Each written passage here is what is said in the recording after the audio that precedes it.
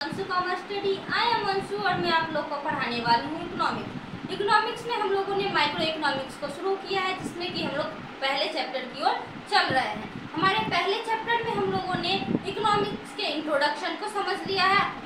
इसके बाद हम लोगों ने और बहुत सारी बातों को समझा है, जिसमें कि आज का हमारा पॉइंट है अर्थव्यवस्था की केंद्रीय समस्या। अर्थव्यवस्था की केंद्रीय समस्या हमारा मेन पॉइंट है। यह इस चैप्टर का सबसे ज़्यादा इम्पोर्टेंट पॉइंट है। तो चलिए समझते हैं अर्थव्यवस्था की केंद्रीय समस्या को। तो अर्थव्यवस्था में 3 केंद्रीय समस्या होती हैं, जिसमें कि पहला है क्या उत्पादित किया जाए, दूसरा कैसे उत्पादित किया जाए और तीसरा किसके लिए उत्पादित किया जाए।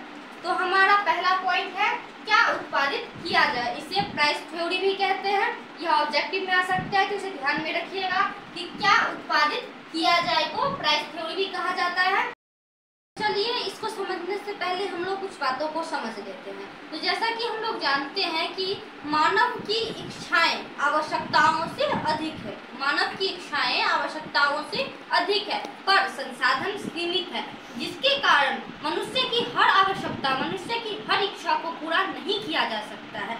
उसके कुछ सीमित संसाधन होते हैं, जिसके कारण जो अत्यधिक आवश्यक है, जिसकी जरूरत बहुत अधिक है, हम उन संसाधनों उससे हम उन चीज़ों का निर्माण करते हैं और उस आवश्यकता को पूरा करते हैं। तो चलिए अब बढ़ते हैं आगे की ओर। प्रत्येक अर्थव्यवस्था में कई प्रकार की वस्तु एवं सेवाओं का आवश्यकता होती है। प्रत्येक अर्थव्यवस्था में जितनी भी अर्थव्यवस्थाएं हैं, जहाँ की भी अर्थव्यवस्थाएं, उसमें बहुत सारी वस्तु एवं सेवाओं का आवश्यकता होता है, परंतु संसाधनों की कमी के चलते हम लोग जानते हैं कि संसाधन सीमित होते हैं।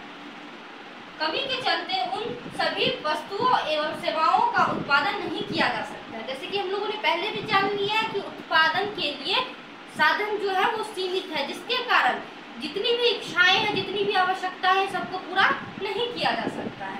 इसीलिए इसमें यह ज्ञात किया जाता है कि किन वस्तु तथा किन सेवाओं का उत्पादन किया जाए तथा कितनी मात्रा में किया जाए।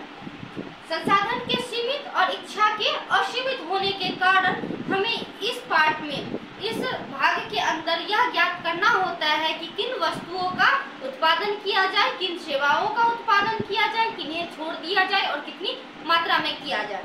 चलिए इसे ऐसे समझते हैं, जैसे कि पूंजीगत वस्तुएं और यूज में आने वाली वस्तुएं।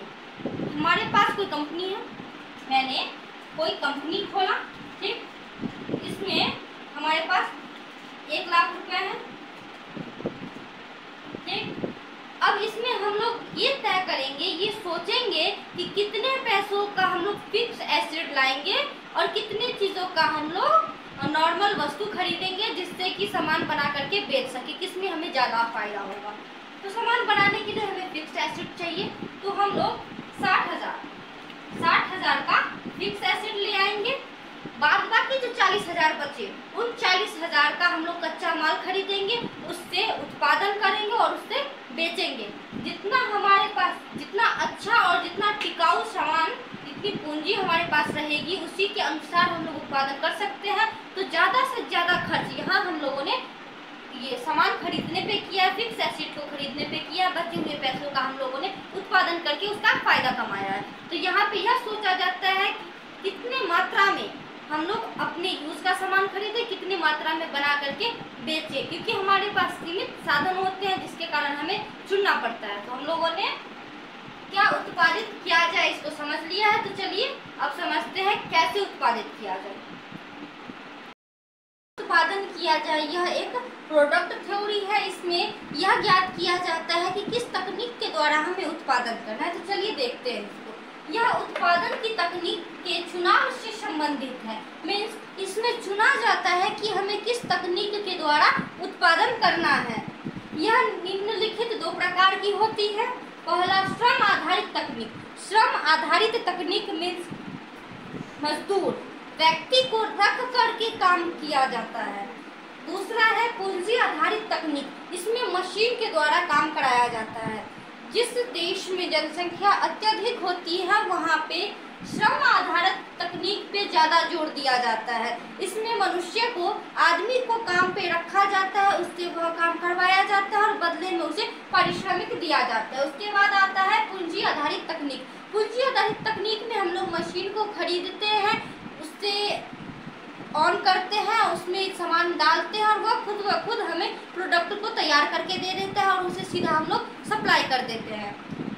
श्रम आधारित तकनीक, हमें बस इतना याद रखना है कि श्रम आधारित तकनीक वही होती है जहाँ पे श्रम मीन्स मनुष्य अधिक हो, और पूंजी आधारित तकनीक वही होती है जहाँ पे पैसे बहुत हो, जहाँ पे पूंजी की मात्रा बहुत अधिक हो, तो वहाँ पे पूंजी आधारित तकनीक का प्रयोग किया जाता है। हमारा अगला पॉइंट है किसके लिए उत्पादन किया जाए, इसे डिस्ट्रीब्यूशन भी कहते हैं। इसमें यह देखा जाता है कि जो सामान हम बना रहे हैं वह किस वर्ग के लिए बना रहे हैं।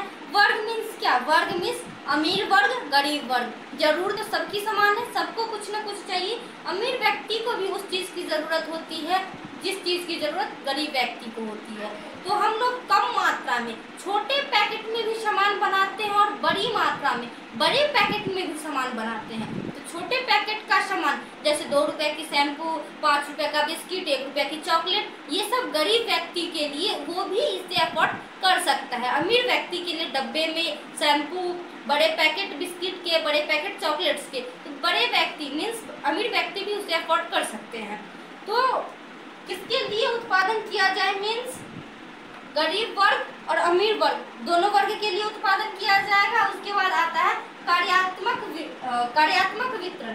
कार्यात्मक वितरण मीन्स जिन चीज़ों के द्वारा हम लोगों ने उत्पादन किया है उन चीज़ों पर कितना कितना खर्च करना है। जैसे हम लोग फैक्ट्री लगाते हैं, भूमि चाहिए, ठीक, भूमि पे हम लोग पैसे देते हैं, लगान देते हैं, तो भूमि पे लगान गया। श्रम, व्यक्ति हमारे कंपनी में काम किया तो उसे हम लोग श्रम देंगे, उसे भी कुछ पेमेंट देंगे, सैलरी देंगे, वेजेस देंगे, तो उसे कितना देना है। पूंजी, जो उद्यम हमारे कंपनी में लाता है, जो पैसे हमारे कंपनी में लगाता है, पूंजी देता है, उस पर ब्याज। उद्यम जो हमारे कंपनी पे अपना समय देता है, अपना समय लगाता है, कंपनी को आगे बढ़ाता है, उसे प्रॉफिट। तो कार्यात्मक को हम लोग पेमेंट करेंगे। व्यक्तिगत वितरण में अमीर गरीब के लिए भी सामान बनाया जाएगा। तो हम लोगों ने इन तीनों पॉइंट्स को समझ लिया, जिसमें कि हमारा पहला पॉइंट था क्या उत्पादित किया जाए, जिसमें कि हम लोगों ने यह समझा था कि हमारे संसाधन सीमित होते हैं, जिसके कारण हमें यह चुनना होता है कि उस सीमित संसाधन से हमें क्या उत्पादित करनी है। उसके बाद हमारा दूसरा पॉइंट है कैसे उत्पादन किया जाए। कैसे उत्पादन किया जाए मीन्स श्रम शक्ति कितनी लगानी है, पूंजी शक्ति कितनी लगानी है। उसके बाद था किसके लिए उत्पादन किया जाना है मीन्स गरीब व्यक्ति के लिए कितना, अमीर व्यक्ति के लिए कितना, किसका डिमांड कितना ज़्यादा है उसका उत्पादन उतना ज़्यादा करना है। भूमि, श्रम, पूंजी, उद्यम पे हमें कितना कितना पेमेंट करना है। इन चीज़ों को चलिए हम लोगों ने समझ लिया है, अर्थव्यवस्था के जो केंद्रीय समस्या है उनको समझ लिया है। तो आज के लिए बस इतना ही, अब मिलते हैं अगले पार्ट में। आज के लिए धन्यवाद।